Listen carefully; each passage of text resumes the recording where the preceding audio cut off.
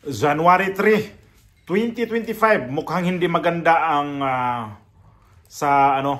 itong administrasyon na to, yung New Year salvo nitong administrasyong Bongbong Marcos, kasi ito yung pinaka-latest na balita ngayon na tinanggal niya si Inday VP Sara sa National Security Council. Pero hindi lang ngayon yan na nangyari ha. Last November pa to na nagreklamo si VP Inday Sara na bakit siya hindi na siya kasama sa mga meeting doon sa National Security Council. So, November pa to na hindi na siya isinama dito sa National Security Council. Siguro matandaan natin na ito yung tinanggalan siya ng mga security, di ba? Na nag-ano to siya ng parang mag-hire siya ng manpower na hindi na dumaan dito sa National Security Council. So, hindi lang siya ang tinanggal sa National Security Council. Yung mga dating presidente, tinanggal din. Ito sila ni Irap Estrada, Pangulong Gloria Macapagal Arroyo, at saka itong si President Duterte din. So, di ko lang to ma-imagine to si Bongbong Marcos ngayon sa nangyari sa kanya. Sino ba talaga nakapaligid niya na sa kay Marcos ngayon? Ito sila ang mga karamihan na nanggaling dito rin to sa kay Pangulong Duterte. Dating Pangulong Duterte, ito si Anyo. Kasi siya yan ang National Security Council na chairman yata. Tama ba? Chairman. So, bakit nagkaganon ang mga tao ngayon? Nagkalitsi-litsi? Anong nakain nito? Ito si Anyo. Ito yung dating DILG secretary ng panahon ni Pangulong Duterte. Ngayon, siya ngayon sa National Security Council, hindi nagpag-usapan nila to, hindi siya dito nagpaliwanag na bakit tanggalan natin tong sa NSC to sila ng VP Sara, itong mga dating Pangulo. Na palagay ko nasa konstitusyon din yan eh. Ano bang ginawa ni Bongbong Marcos ngayon? Lahat na bang nasa konstitusyon, nilabag niya na? Ano kayang nasa paligid nitong mga advisor ng Pangulo ngayon, no? Sabog din. Wala din sa katinuan. Ito yung, siguro ang dami na nakapanood dito sa balita, pero ipasok ko na itong balita na to para dito ako kumuha kasi ng opinion ko, dito sa reaction ko itong balita na to. Ipasok ko muna itong video na to. Vice Presidente at mga dating Pangulo ng Pilipinas inalis bilang miyembro ng National Security Council o NSC na pangunahing tagapayo ng Pangulo sa mga isyong pangseguridad. Alinsunod yan sa Executive Order 81 ni Pangulong Bongbong Marcos. Sa pahayag ni Executive Secretary Lucas Bersamin, sa ngayon daw hindi itinuturing ang Vice President na akma sa mga responsibilidad ng konseho. Sinusubukan pa namin makuha ang reaksyon ng VP at mga dating Pangulo ng bansa. Nauna ng kinwestiyon ni Vice President Sara Duterte kung bakit ni Minsay hindi siya nakatanggap ng imbitasyon para dumalo sa pulong ng NSC. Tapos ganun na lang ba kadali na tanggalin ang National Security Council? Ganun na ba kadali ang executive order, yung EO ni Pangulong Bongbong Marcos? Para sa akin, sabi ko, itong administrasyon ngayon, pagka siya nag-umpisa Tapos, ang mga tao ngayon, ang Sara Duterte ang pasimuno ng gulo. Ito yung presidente ang pasimuno ng gulo Pumirma siya dyan, tapos hindi, alam ba niya kung ano mangyayari? Paano kung magkaroon ng problema itong tatlong presidente? Kung pinatay ito o at saka itong vice presidente. Sinong mananagot?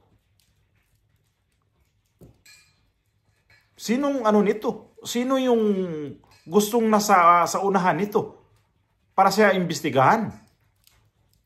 Ang hirap lang kasi talaga ngayon kasi pira-pira ang nito ngayon. Mag-i-eleksyon na. Si Bersamin dating abogado din to pero walang pakundangan din tong matanda na to Hala na lang sip-sip, hala na lang kay sip-sip sa palasyo. Porket executive secretary kayo, sip-sip na lang kayo talaga. Sa ngayon ang mga binabalita talaga ng media, iba rin Kasi itong binalita ng GMA7, bakit isali pa talaga yung ano? Mayroon dyan eh, di ko lang kinuha yung, ewan ko, nakuha ko, yung sinabi na ano, na numero unong kritiko ni Pangulong Bongbong Marcos si ano daw, si dating Pangulong Rodrigo Duterte. Bukod sa Vice Presidente, inalis din sa EO bilang miyembro ng NSC ang mga dating Pangulo ng Pilipinas.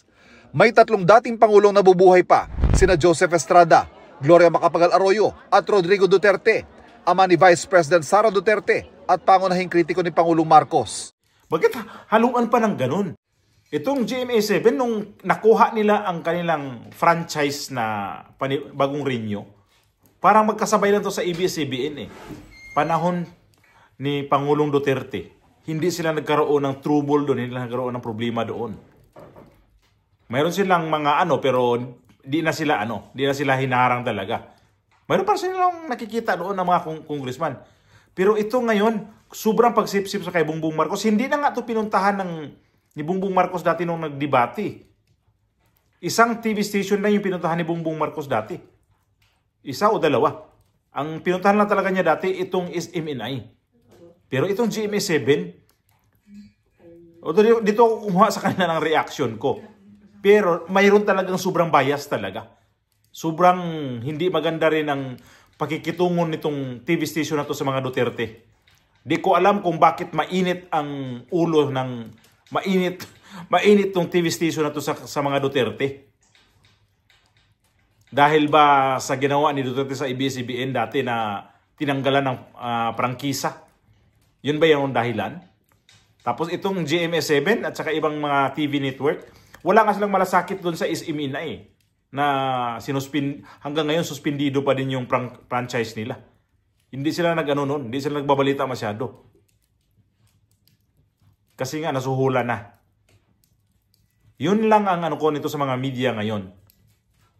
Isa kayo nagpapagulo talaga sa mga sa sitwasyon natin ngayon kasi hindi talaga kayo patas magbalita. Ewan ko ba't lagyan pa nyo na talaga ng kulay-kulay ang mga balita ninyo. Tapos pagka kayo na mga manood sa TV nyo, sa station nyo. Ako sa totoo lang dati sa ABS-CBN ako nanonood ng madalas. Pero nakita ko na sobrang bias ang ABS-CBN, lipat ako manood ng GMA7. Pero ngayon ang GMA7 mukhang gaya na rin ng ABS-CBN eh. Na nakakainis pag manood ka ng balita dyan. Hindi sila kumplito na ibibigay nila yung detalye na may hinahanap ka. Tapos pag manood ka sa ibang mga sa ibang mga mainstream media, mayroong balita doon na hindi nila binalita. O kaya magbalita sila patikim lang. So ito, sobra kayong sip-sip kay Bongbong Marcos. Ito, 2025 na tayo ngayon. Ano kayo mangyayari sa bansa natin? Ito inumpisahan.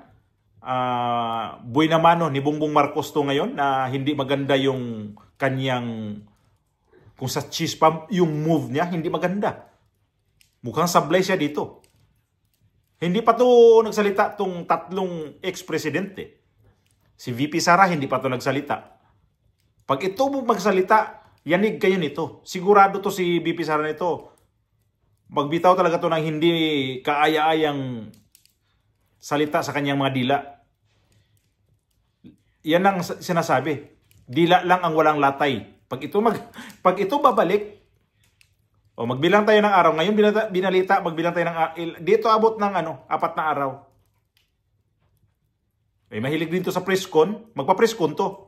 Bantayan natin yung presscon niya. Malamang bukas. Tapos ito pa, may ika-4 pa na impeachment na inaantay ang Kongreso ngayon. Kailan kaya ito i-endorse? Gusto nila i-endorse daw itong gusto daw ipasa ngayon itong mga pinag-aralan na yung 3 impeachment. Gusto nila tapusin itong linggo na to by Monday yata. Gusto nila na may hindi naman mamadaliin to. Gusto nila mayroon na silang nakikita dito na sa kung saan nila i-endorse ba talaga to. So, ito yung sabi ko, ulitin ko. Hindi maganda ang galaw ni Bongbong Marcos nitong 2025. January 3 pa lang ngayon. Ito yung galaw niya. Nag-umpisa siya na hindi maganda ng 2025. Di niya tumatapos ng 2025. Di sino sisihin ito? siya at saka yung nakapaligid sa kanya.